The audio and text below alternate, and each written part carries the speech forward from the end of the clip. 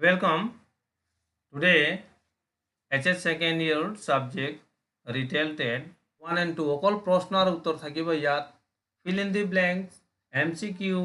true false ইয়াৰ আগৰ ভিডিঅ'ত দিয়া হৈছিল সেইকাৰণে ইয়াত অকল প্ৰশ্নৰ উত্তৰ আৰু ইয়াত অকল প্ৰশ্নৰ আৰু উত্তৰ এনসাৰ অকল দিয়া থাকিব তাৰ এনসাৰ প্ৰশ্ন পঢ়া যিকেইটা হ'ব তেওঁলোকে আৰু পঢ়ি ল'ব প্ৰথম question number 1 মোক প্ৰশ্ন বুলি কি বুজাব বিচাৰিছে 2 নম্বৰৰ ইয়াৰ এনসাৰ এই তাৰপিছত প্ৰশ্ন নম্বৰ 2 এইখিনি 2 মাৰ্কৰ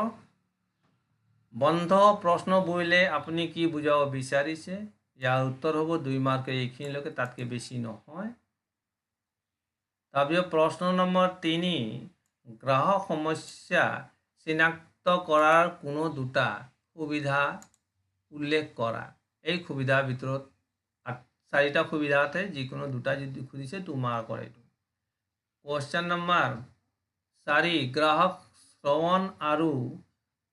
শুনাৰ মাজত পাৰ্থক্য কি 2 মাৰ্কৰ শ্ৰৱণ আৰু শুনাৰ মাজত পাৰ্থক্য এইখিনি আনসাৰ Question number 5 প্ৰশ্ন CRM সফটওয়্যাৰ কি 2026 চনত আহিছিল 2 মাৰ্কৰ ইয়াৰ আনসাৰ দীঘলীয়া আনসাৰ যদি আনসাৰ লিখিব হলে কিন্তু পয়েন্ট ওয়াইজ অলপ সৰু কৰি লিখিলেও হল তাৰ আনসাৰ হলেও হৈ যায় তাৰপিছত প্ৰশ্ন নম্বৰ 7 গ্ৰাহকৰ মতামত গ্ৰহণৰ বাবে ব্যৱহৃত আধুনিক সঁজুলিৰ দুটা উদাহৰণ কোৱা এই দুটা উদাহৰণ ক'ব যাওঁতে 2 মাৰ্কৰ হ'ব ইয়াৰ আনসাৰটো এইখিনি তাৰপিছত প্ৰশ্ন নম্বৰ 8 খুচুৰা সেৱাৰ প্ৰেক্ষাপটত আৱেগিক বুদ্ধিমত্তা সংজ্ঞা দিয়া 2 নম্বৰ এইটো এইখিনি হল তাৰ আনসাৰ ইয়ালৈকে প্ৰশ্ন নম্বৰ 9 বিভিন্ন প্ৰকাৰৰ গ্ৰাহকৰ কথা উল্লেখ কৰা বিভিন্ন প্ৰকাৰৰ গ্ৰাহকৰ কথাবোৰ উল্লেখ কৰি বিভিন্ন প্ৰকাৰৰ গ্ৰাহক উল্লেখ কৰিব লগা হয় এই গুটেকেটা আসলে এই প্ৰকাৰৰ কি কি গ্ৰাহক থাকে তেনেকৈ আহিব পাৰে প্ৰশ্ন নম্বৰ 10 চিনাক্তকৰণ গ্ৰাহকৰ সমস্যা উৎস উল্লেখ কৰা বা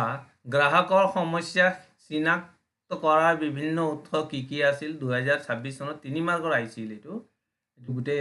সৰু কোৱেশ্চন নাছিলে এইখিনিয়ে আনসাৰ হ'ব তাৰ উত্তৰ এইখিনিয়ে হ'ব তাতকৈ বেছি নহয় গ্ৰাহকৰ পৰামৰ্শ বাকচত নিয়মিত পৰীক্ষাৰ প্ৰয়োজন ইয়ালৈকে তাৰপিছত প্ৰশ্ন নম্বৰ 11 5টা বন্ধ প্ৰশ্ন দিয়া 5টা বন্ধ প্ৰশ্ন উত্তৰ এইখিনিত আছে 5টা বন্ধ প্ৰশ্ন উত্তৰ ক'ত গ'ল এইখিনিত আছে এইয়া ক'ত না যায় তাতে আছে চকুত কম দেখা পাও না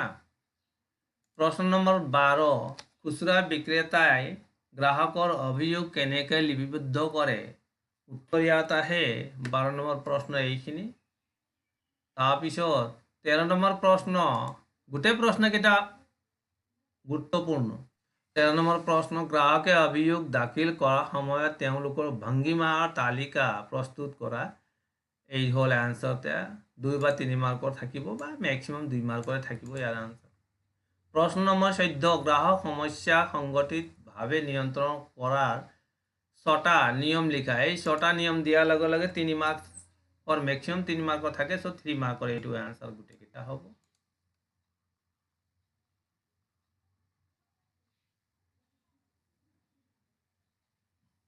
ইয়াৰ পিছত প্ৰশ্ন নম্বৰ 15 গ্ৰাহকে খুচুৰা বিক্ৰেতা ওচৰত অভিযোগ দাখিল নকৰে কিয় তাৰমানে খুচুৰা বেপাৰী মানে ৰিটেইলৰ তাত অভিযোগ দাখিল নকৰা কাৰণবোৰ লিখিব লাগে এবাৰ গুৰুত্বপূৰ্ণ কিন্তু এইটো কোৱেশ্চনৰ আনসাৰ কিটা সেই আনসাৰ কিটা মনত ৰাখিলে হল গ্ৰাহকৰ তাৰপিছত দীঘলীয়া প্ৰশ্ন 3 মাৰ্কৰ তাৰ ম্যাক্সিমাম 3 মাৰ্কৰ থাকে 3 দীঘলীয়া প্ৰশ্ন 1 গ্ৰাহকৰ সমস্যা ভালদৰে শুনিলে কি লাভ হয় 3 মাৰ্কৰ সো